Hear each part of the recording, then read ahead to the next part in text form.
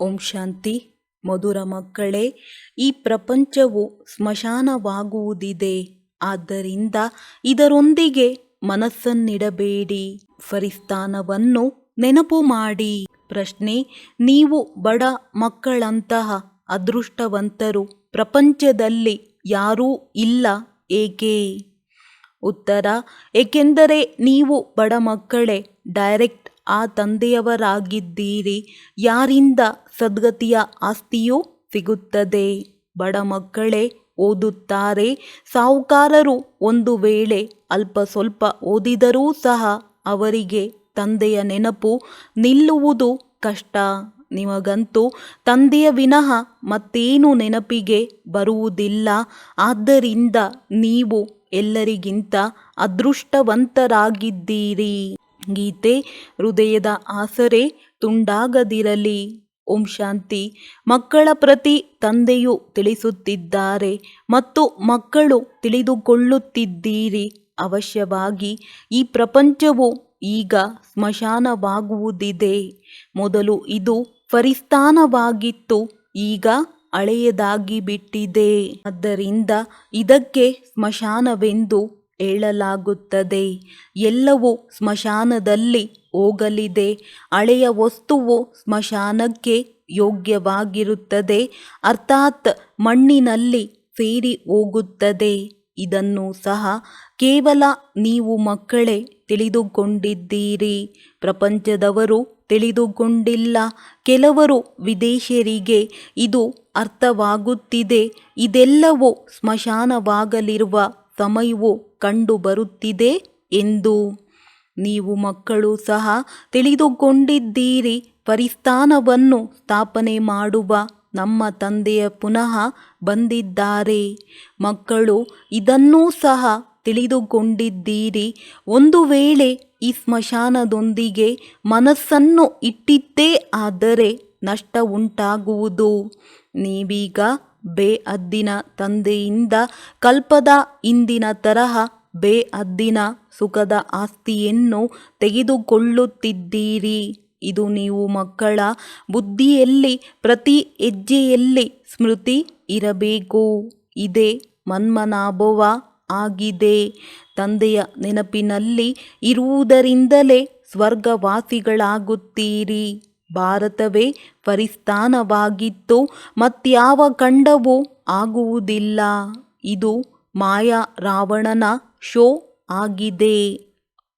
ಇದು ಇನ್ನು ಸ್ವಲ್ಪ ಸಮಯವೇ ನಡೆಯಲಿದೆ. ಇದೆಲ್ಲವೂ ಸುಳ್ಳು ಶೋ ಆಗಿದೆ. ಸುಳ್ಳು ಕಾಯ, ಸುಳ್ಳು ಮಾಯೆಯಲ್ಲವೇ ಇದು ಅಂತಿಮದ ಆಡಂಬರವಾಗಿದೆ. ಇದನ್ನು ನೋಡಿ ಮನುಷ್ಯರು ಸ್ವರ್ಗವಂತೂ ಈಗ ಇದೆ, ಮೊದಲು ನರಕವಾಗಿತ್ತು ಎಂದು ತಿಳಿದುಕೊಳ್ಳುತ್ತಾರೆ. ದೊಡ್ಡ ದೊಡ್ಡ ಕಟ್ಟಡಗಳನ್ನು ಕಟ್ಟಿಸುತ್ತಿರುತ್ತಾರೆ. ಇದು 100 ವರ್ಷಗಳ ಶೋ ಆಗಿದೆ. ವಿದ್ಯುತ್, ಟೆಲಿಫೋನ್, ವಿಮಾನ ಇವೆಲ್ಲವೂ 100 ವರ್ಷಗಳಿಂದ ಈಚೆಗೆ ಹೊರಬಂದಿದೆ. ಎಷ್ಟೊಂದು ಶೋ ಇದೆ. ಆದ್ದರಿಂದ ಸ್ವರ್ಗವಂತೂ ಈಗಲೇ ಇದೆ ಎಂದು ಅವರು ತಿಳಿದುಕೊಳ್ಳುತ್ತಾರೆ. ಹಳೆಯ ದೆಹಲಿಯು ಹೇಗಿತ್ತು? ಈಗ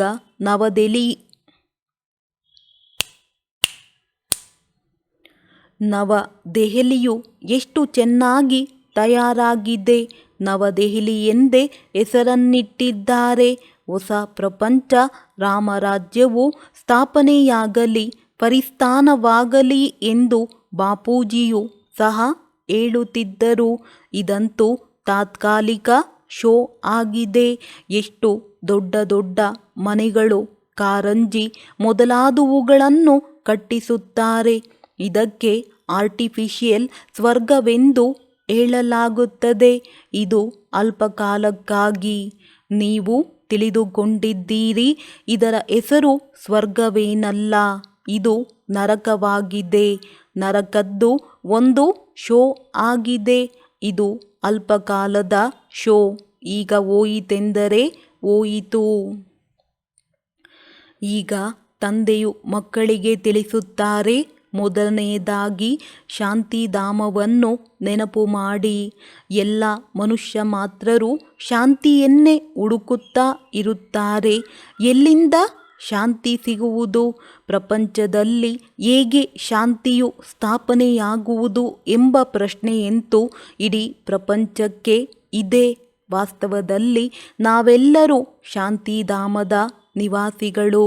ನಾವಾತ್ಮರು ಶಾಂತಿಧಾಮದಲ್ಲಿ ಇರುತ್ತೇವೆ. ನಂತರ ಪಾತ್ರವನ್ನು ಅಭಿನಯಿಸಲು ಇಲ್ಲಿಗೆ ಬರುತ್ತೇವೆ ಎಂದು ಮನುಷ್ಯರಿಗೆ ತಿಳಿದೇ ಇಲ್ಲ.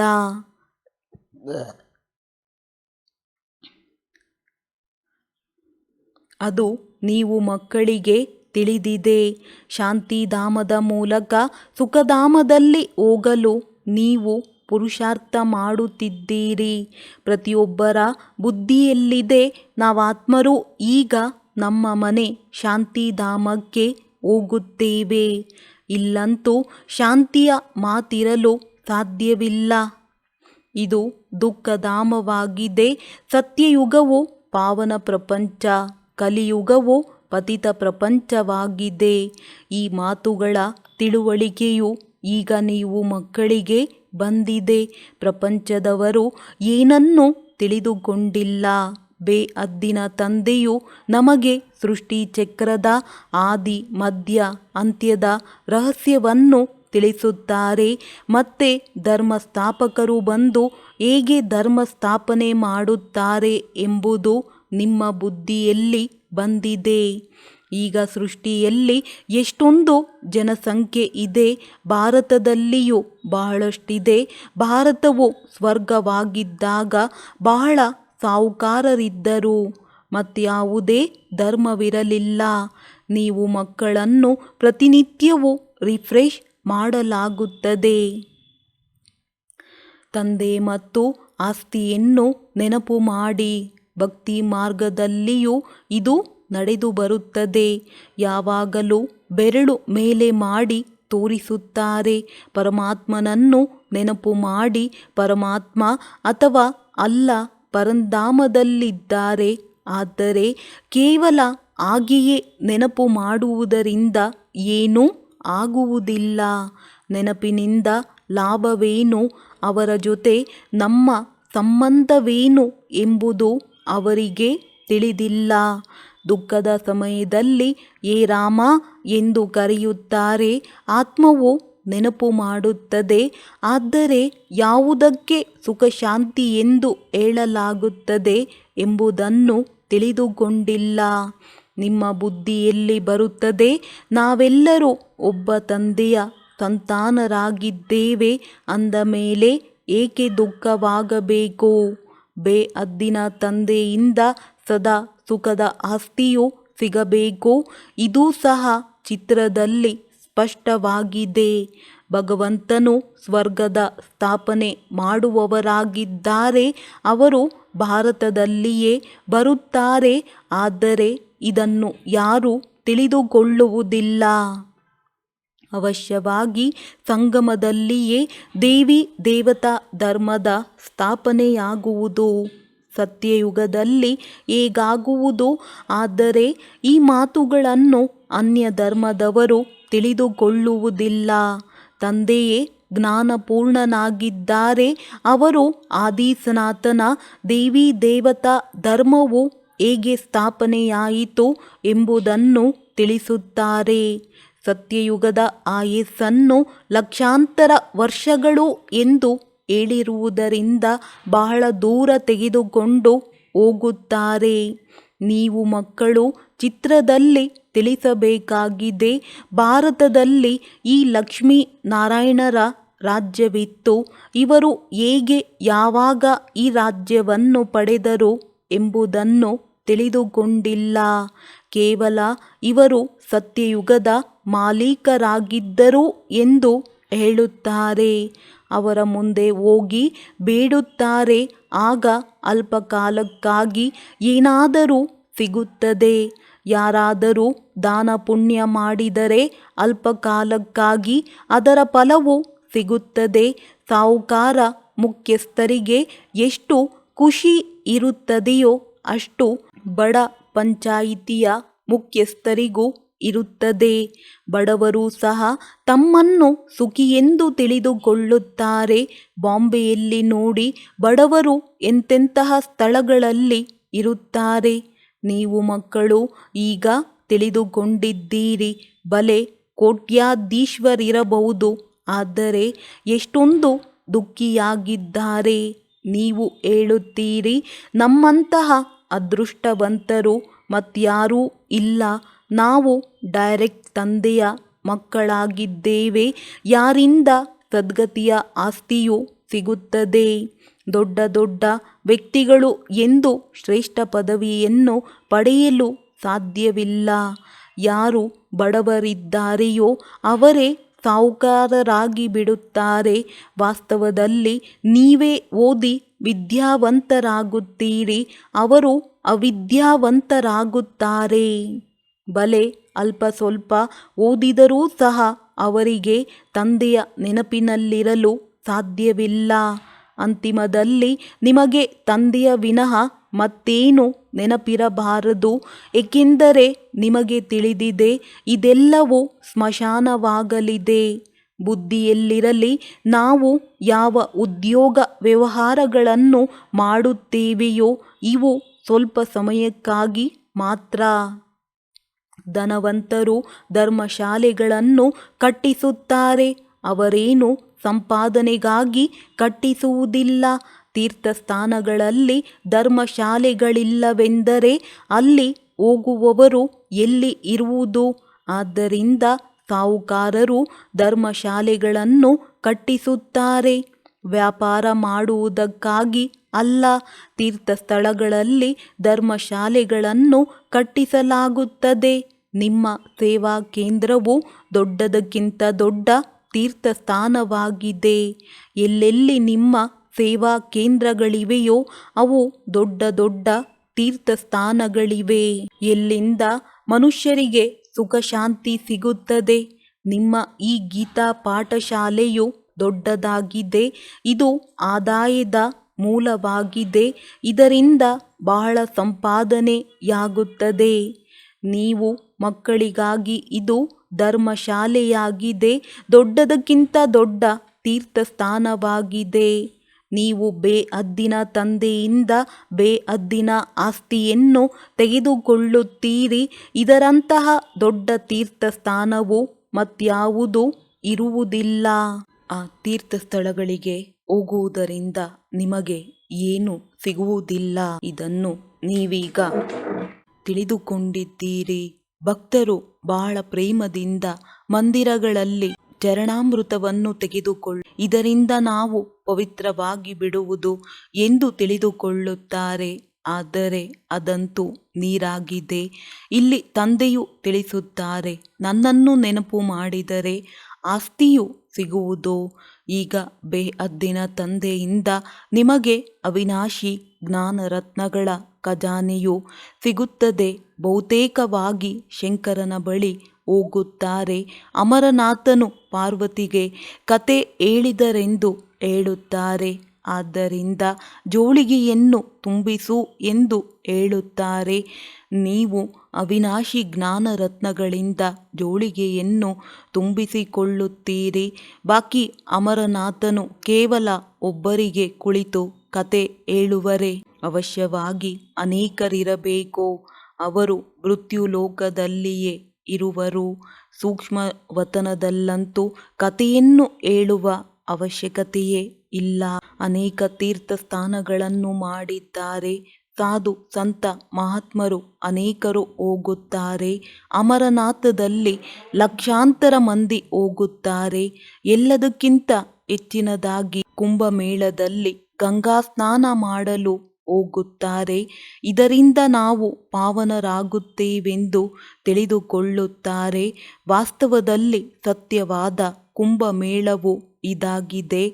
ಆ ಮೇಳಗಳಲ್ಲಂತೂ ಜನ್ಮ ಜನ್ಮಾಂತರದಿಂದ ಮಾಡುತ್ತಾ ಬಂದಿರಿ. ಆದರೆ ತಂದೆಯು ತಿಳಿಸುತ್ತಾರೆ, ಇದರಿಂದ ಯಾರೂ ತಮ್ಮ ಮನೆಗೆ ಹಿಂತಿರುಗಿ ಹೋಗಲು ಸಾಧ್ಯವಿಲ್ಲ. ಏಕೆಂದರೆ ಆತ್ಮವು ಪವಿತ್ರವಾದಾಗಲೇ ಹೋಗಲು ಸಾಧ್ಯ. ಆದರೆ ಅಪವಿತ್ರರಾಗಿರುವ ಕಾರಣ ಎಲ್ಲರ ರೆಕ್ಕೆಗಳು ತುಂಡಾಗಿವೆ. ಆತ್ಮಕ್ಕೆ ಈಗ ರೆಕ್ಕೆಗಳು ಸಿಕ್ಕಿವೆ. ಯೋಗದಲ್ಲಿರುವುದರಿಂದ ಆತ್ಮವು ಎಲ್ಲದಕ್ಕಿಂತ ತೀಕ್ಷ್ಣವಾಗಿ ಹಾರುತ್ತದೆ. ಯಾರ ಲೆಕ್ಕಾಚಾರವು ಲಂಡನ್ನಿನಲ್ಲಿ ಅಮೆರಿಕದಲ್ಲಿದ್ದರೆ ಕೂಡಲೇ ಅಲ್ಲಿಗೆ ಹಾರುತ್ತಾರೆ, ಸೆಕೆಂಡಿನಲ್ಲಿ ಅಲ್ಲಿಗೆ ಹೋಗಿ ತಲುಪುತ್ತಾರೆ.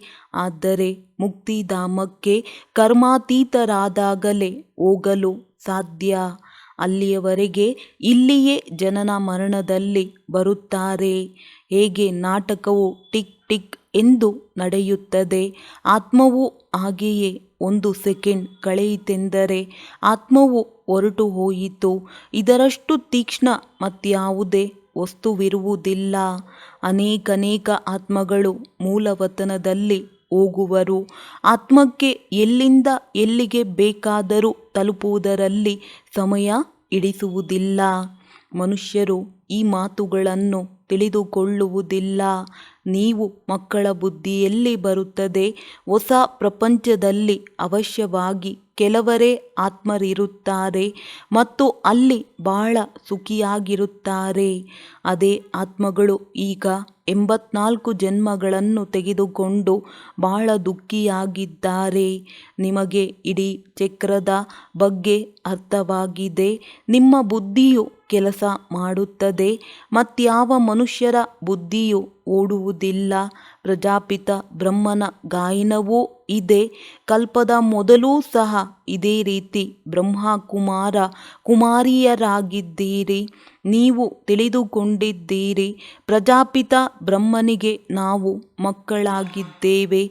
ನಮ್ಮ ಮೂಲಕ ತಂದೆಯು ಸ್ವರ್ಗದ ಸ್ಥಾಪನೆ ಮಾಡಿಸುತ್ತಿದ್ದಾರೆ. ಯಾವಾಗ ನಂಬರ್ ವಾರ್ ಪುರುಷಾರ್ಥದನುಸಾರ ಯೋಗ್ಯರಾಗಿ ಬಿಡುತ್ತೀರೋ ಆಗ ಈ ಹಳೆಯ ಪ್ರಪಂಚದ ವಿನಾಶವಾಗುವುದು. ತ್ರಿಮೂರ್ತಿಯದು ಇಲ್ಲಿಯೇ ಗಾಯನವಿದೆ. ತ್ರಿಮೂರ್ತಿ ಚಿತ್ರವನ್ನು ಇಟ್ಟುಕೊಳ್ಳುತ್ತಾರೆ. ಅದರಲ್ಲಿ ಶಿವನನ್ನು ತೋರಿಸುವುದಿಲ್ಲ. ಬ್ರಹ್ಮನ ಮೂಲಕ ಸ್ಥಾಪನೆ ಎಂದು ಹೇಳಲಾಗುತ್ತದೆ. ಅದನ್ನು ಯಾರು ಮಾಡಿಸುತ್ತಾರೆ? ಶಿವತಂದೆ. ವಿಷ್ಣುವಿನ ಮೂಲಕ ಪಾಲನೆಯಾಗುತ್ತದೆ. ನೀವು ಬ್ರಾಹ್ಮಣರು ಈಗ ದೇವತೆಗಳಾಗುವುದಕ್ಕಾಗಿ ಯೋಗ್ಯರಾಗುತ್ತಿದ್ದೀರಿ. ನೀವೀಗ ಆ ಪಾತ್ರವನ್ನಭಿನಯಿಸುತ್ತಿದ್ದೀರಿ. ಕಲ್ಪದ ನಂತರ ಪುನಃ ಅಭಿನಯಿಸುತ್ತೀರಿ. ನೀವು ಪವಿತ್ರರಾಗುತ್ತೀರಿ. ನೀವು ಹೇಳುತ್ತೀರಿ, ತಂದೆಯ ಆದೇಶವಾಗಿದೆ, ಕಾಮರೂಪಿ ಶತ್ರುವನ್ನು ಜಯಿಸಿರಿ. ನನ್ನೊಬ್ಬನನ್ನೇ ನೆನಪು ಮಾಡಿ. ಬಹಳ ಸಹಜವಾಗಿದೆ. ಭಕ್ತಿ ಮಾರ್ಗದಲ್ಲಿ ನೀವು ಮಕ್ಕಳು ದುಃಖ ನೋಡಿದ್ದೀರಿ. ಬಲೆ ಸ್ವಲ್ಪ ಸುಖವಿದ್ದರೂ ಸಹ ಅಲ್ಪಕಾಲಕ್ಕಾಗಿ. ಭಕ್ತಿಯಲ್ಲಿ ಸಾಕ್ಷಾತ್ಕಾರವಾಗುತ್ತದೆ. ಅಲ್ಪಕಾಲಕ್ಕಾಗಿ ನಿಮ್ಮ ಆಸೆಗಳು ಈಡೇರುತ್ತದೆ. ಈ ಸಾಕ್ಷಾತ್ಕಾರವನ್ನೂ ಸಹ ನಾನೇ ಮಾಡಿಸುತ್ತೇನೆ. ಡ್ರಾಮಾದಲ್ಲಿ ನಿಗದಿಯಾಗಿದೆ. ಯಾವ ಕ್ಷಣ ಪ್ರತಿ ಕ್ಷಣವೂ ಕಳೆಯಿತೋ ಅದು ಡ್ರಾಮಾದಲ್ಲಿ ಮೊದಲೇ ನಿಗದಿಯಾಗಿದೆ. ಈಗ ನಿಗದಿಯಾಯಿತು ಎಂದು ಹೇಳುವುದಿಲ್ಲ. ಇದು ಅನಾದಿ ಮಾಡಿ ಮಾಡಲ್ಪಟ್ಟ ನಾಟಕವಾಗಿದೆ. ಎಷ್ಟು ಮಂದಿ ಪಾತ್ರಧಾರಿಗಳಿದ್ದಾರೆಯೋ ಎಲ್ಲರ ಪಾತ್ರವೂ ಅವಿನಾಶಿಯಾಗಿದೆ. ಯಾರೂ ಮೋಕ್ಷವನ್ನು ಪಡೆಯುವುದಿಲ್ಲ. ನಾವು ಲೀನವಾಗಿ ಬಿಡುತ್ತೇವೆಂದು ಸನ್ಯಾಸಿಗಳು ಹೇಳುತ್ತಾರೆ. ತಂದೆಯು ತಿಳಿಸುತ್ತಾರೆ, ನೀವು ಅವಿನಾಶಿ ಆತ್ಮನಾಗಿದ್ದೀರಿ. ಆತ್ಮವು ಬಿಂದುವಾಗಿದೆ. ಇಷ್ಟು ಚಿಕ್ಕ ಬಿಂದುವಿನಲ್ಲಿ 84 ಜನ್ಮಗಳ ಪಾತ್ರವು ನಿಗದಿಯಾಗಿದೆ. ಈ ಚಕ್ರವು ನಡೆಯುತ್ತಲೇ ಇರುತ್ತದೆ. ಯಾರು ಮೊಟ್ಟ ಮೊದಲು ಪಾತ್ರವನ್ನಭಿನಯಿಸಲು ಬರುತ್ತಾರೆಯೋ ಅವರೇ 84 ಜನ್ಮಗಳನ್ನು ತೆಗೆದುಕೊಳ್ಳುತ್ತಾರೆ. ಎಲ್ಲರೂ ತೆಗೆದುಕೊಳ್ಳಲು ಸಾಧ್ಯವಿಲ್ಲ. ನಿಮ್ಮ ವಿನಃ ಮತ್ಯಾರ ಬುದ್ಧಿಯಲ್ಲಿಯೂ ಈ ಜ್ಞಾನವಿಲ್ಲ.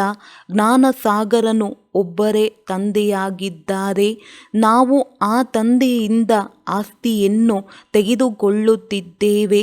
ತಂದೆಯು ನಮ್ಮನ್ನು ಪತಿತರಿಂದ ಪಾವನರನ್ನಾಗಿ ಮಾಡುತ್ತಾರೆ, ಸುಖ ಶಾಂತಿಯ ಆಸ್ತಿಯನ್ನು ಕೊಡುತ್ತಾರೆ. ಸತ್ಯಯುಗದಲ್ಲಿ ದುಃಖದ ಹೆಸರು ಗುರುತು ಇರುವುದಿಲ್ಲ. ತಂದೆಯು ಹೇಳುತ್ತಾರೆ, ಆಯುಷ್ಮಾನ್ ಭವ್, ಧನ್ವಾನ್ ಭವ್. ನಿವೃತ್ತಿ ಮಾರ್ಗದವರು ಹೀಗೆ ಆಶೀರ್ವಾದ ಮಾಡಲು ಸಾಧ್ಯವಿಲ್ಲ. ನೀವು ಮಕ್ಕಳಿಗೆ ತಂದೆಯಿಂದ ಆಸ್ತಿಯು ಸಿಗುತ್ತಿದೆ. ಸತ್ಯ ತ್ರೇತಾಯುಗವು ಸುಖಧಾಮವಾಗಿದೆ. ಮತ್ತೆ ಹೇಗೆ ದುಃಖವಾಗುತ್ತದೆ ಎಂಬುದನ್ನು ಯಾರೂ ತಿಳಿದುಕೊಂಡಿಲ್ಲ. ದೇವತೆಗಳು ಹೇಗೆ ವಾಮ ಮಾರ್ಗದಲ್ಲಿ ಹೋಗುತ್ತಾರೆಂದು ಸಾಕ್ಷಿಗಳಿವೆ. ಜಗನ್ನಾಥಪುರಿಯಲ್ಲಿ ದೇವತೆಗಳ ಚಿತ್ರಗಳು ಕಿರೀಟ ಇತ್ಯಾದಿ ಧರಿಸಿರುವುದನ್ನು ತೋರಿಸುತ್ತಾರೆ. ನಂತರ ಕೊಳಕು ಚಿತ್ರಗಳನ್ನು ತೋರಿಸಿದ್ದಾರೆ. ಆದ್ದರಿಂದ ಅವರ ಮೂರ್ತಿಯನ್ನು ಕಪ್ಪಾಗಿ ತೋರಿಸಿದ್ದಾರೆ. ಇದರಿಂದಲೇ ದೇವತೆಗಳು ವಾಮ ಮಾರ್ಗದಲ್ಲಿ ಇಳಿಯುತ್ತಾರೆಂದು ಸಿದ್ಧವಾಗುತ್ತದೆ. ಆದ್ದರಿಂದ ಅಂತಿಮದಲ್ಲಿ ಸಂಪೂರ್ಣ ಕಪ್ಪಾಗಿ ಬಿಡುತ್ತಾರೆ. ನೀವೀಗ ತಿಳಿದುಕೊಂಡಿದ್ದೀರಿ ಭಾರತವು ಎಷ್ಟು ಸುಂದರವಾಗಿತ್ತು. ನಂತರ ಡ್ರಾಮಾ ಪ್ಲಾನ್ ಅನುಸಾರ ತಮೋಪ್ರಧಾನ ಆಗಲೇಬೇಕಾಗಿದೆ. ಈಗ ಸಂಗಮದಲ್ಲಿ ನಿಮಗೆ ಈ ಜ್ಞಾನವಿದೆ. ತಂದೆಯು ಜ್ಞಾನಪೂರ್ಣನಾಗಿದ್ದಾರೆ. ನಿಮಗೆ ಒಬ್ಬರೇ ತಂದೆಯು ತಂದೆ, ಶಿಕ್ಷಕ, ಗುರು ಮೂವರೂ ಆಗಿದ್ದಾರೆ. ಇದು ಸದಾ ಬುದ್ಧಿಯಲ್ಲಿರಲಿ. ಶಿವತಂದೆಯು ನಮಗೆ ಓದಿಸುತ್ತಾರೆ. ಇದು ಬೇಹದ್ದಿನ ವಿದ್ಯೆಯಾಗಿದೆ. ಇದರಿಂದ ನೀವು ಜ್ಞಾನಪೂರ್ಣರಾಗಿ ಬಿಟ್ಟಿದ್ದೀರಿ. ನೀವು ಎಲ್ಲವನ್ನು ಅರಿತುಕೊಂಡಿದ್ದೀರಿ. ಅವರು ಸರ್ವವ್ಯಾಪಿ ಎಂದು ಹೇಳುತ್ತಾರೆ. ನೀವು ಪತಿತ ಪಾವನನೆಂದು ಹೇಳುತ್ತೀರಿ. ಎಷ್ಟು ರಾತ್ರಿ ಹಗಲಿನ ವ್ಯತ್ಯಾಸವಿದೆ. ನೀವೀಗ ನಂಬರ್ ವಾರ್ ಮಾಸ್ಟರ್ ಜ್ಞಾನಪೂರ್ಣರಾಗಿದ್ದೀರಿ. ತಂದೆಯ ಬಳಿ ಏನಿದೆಯೋ ಅದನ್ನು ಕಲಿಸುತ್ತಾರೆ. ನೀವು ಸಹ ಎಲ್ಲರಿಗೆ ತಿಳಿಸುತ್ತೀರಿ. ತಂದೆಯನ್ನು ನೆನಪು ಮಾಡಿದರೆ 21 ಜನ್ಮಗಳಿಗಾಗಿ ಆಸ್ತಿಯು ಸಿಗುವುದು. ಒಳ್ಳೆಯದು. ಮಧುರಾತಿ ಮಧುರ ಅಗಲಿ ಹೋಗಿ ಮರಳಿ ಸಿಕ್ಕಿರುವ ಮಕ್ಕಳ ಪ್ರತಿ ಮಾತಾಪಿತಾ ಬಾಪ್ದಾದಾರವರ ನೆನಪು, ಪ್ರೀತಿ ಹಾಗೂ ಸುಪ್ರಭಾತ. ಆತ್ಮಿಕ ಮಕ್ಕಳಿಗೆ ಆತ್ಮಿಕ ತಂದೆಯ ನಮಸ್ತೆ. ಧಾರಣೆಗಾಗಿ ಮುಖ್ಯ ಸಾರ. 1. ಸ್ವಯಂ ರಿಫ್ರೆಶ್ ಆಗಿದ್ದು ಅನ್ಯರನ್ನು ರಿಫ್ರೆಶ್ ಮಾಡಲು ತಂದೆ ಮತ್ತು ಆಸ್ತಿಯ ನೆನಪಿನಲ್ಲಿರಬೇಕು ಮತ್ತು ಎಲ್ಲರಿಗೂ ನೆನಪು ತರಿಸಬೇಕಾಗಿದೆ. 2ನೇದು, ಈ ಹಳೆಯ ಪ್ರಪಂಚದೊಂದಿಗೆ, ಈ ಸ್ಮಶಾನದೊಂದಿಗೆ ಮನಸ್ಸನ್ನಿಡಬಾರದು. ಶಾಂತಿಧಾಮ, ಸುಖಧಾಮವನ್ನು ನೆನಪು ಮಾಡಬೇಕಾಗಿದೆ. ಸ್ವಯಂವನ್ನು ದೇವತೆಯಾಗಲು ಯೋಗ್ಯರನ್ನಾಗಿ ಮಾಡಿಕೊಳ್ಳಬೇಕಾಗಿದೆ. ವರದಾನ: ನಶೆ ಮತ್ತು ಗುರಿಯ ಸ್ಮೃತಿಯಿಂದ ಸರ್ವ ಕರ್ಮೇಂದ್ರಿಯಗಳನ್ನು ಆದೇಶದ ಅನುಸಾರ ನಡೆಸುವಂತಹ ಕಿರೀಟ ಅಥವಾ ಸಿಂಹಾಸನಾಧಿಕಾರಿ ಭವ. ಸಂಗಮಯುಗದಲ್ಲಿ ಬಾಪ್ ದಾದಾರವರ ಮೂಲಕ ಎಲ್ಲ ಮಕ್ಕಳಿಗೂ ಕಿರೀಟ ಮತ್ತು ಸಿಂಹಾಸನವು ಪ್ರಾಪ್ತಿಯಾಗಿದೆ. ಪವಿತ್ರತೆಯ ಕಿರೀಟವಿದೆ ಹಾಗೂ ಜವಾಬ್ದಾರಿಗಳ ಕಿರೀಟವೂ ಇದೆ. ಅಕಾಲ ಸಿಂಹಾಸನವೂ ಇದೆ. ಸಿಂಹಾಸನಾಧಿಕಾರಿಯೂ ಆಗಿದ್ದೀರಿ. ಯಾವಾಗ ಈ ರೀತಿ ಡಬಲ್ ಕಿರೀಟ ಮತ್ತು ಸಿಂಹಾಸನಾಧಿಕಾರಿ ಆಗುತ್ತೀರೆಂದರೆ ನಶೆ ಮತ್ತು ಗುರಿಯೂ ಸಹ ಸ್ವತಃವಾಗಿಯೇ ನೆನಪಿರುತ್ತದೆ. ಆನಂತರ ಈ ಕರ್ಮೇಂದ್ರಿಯಗಳು ಸಹ ಆಯಿತು ಪ್ರಭು ತಮ್ಮ ಆಜ್ಞೆ ಎನ್ನುತ್ತಾ ಬಾಗುತ್ತದೆ. ಯಾರು ಕಿರೀಟ ಅಥವಾ ಸಿಂಹಾಸನವನ್ನು ಬಿಟ್ಟು ಬಿಡುತ್ತಾರೆಯೋ ಅವರ ಆದೇಶವನ್ನು ಯಾವುದೇ ಕರ್ಮಚಾರಿಯು ಪಾಲಿಸುವುದಿಲ್ಲ. ಸ್ಲೋಗನ್: ಬಲಹೀನ ಸಂಕಲ್ಪವೇ ಪ್ರಸನ್ನಚಿತ್ತರಿಗೆ ಬದಲು ಪ್ರಶ್ನಾಚಿತ್ತರನ್ನಾಗಿ ಮಾಡಿಬಿಡುತ್ತೆ. ಒಳ್ಳೆಯದು. ಓಂ ಶಾಂತಿ.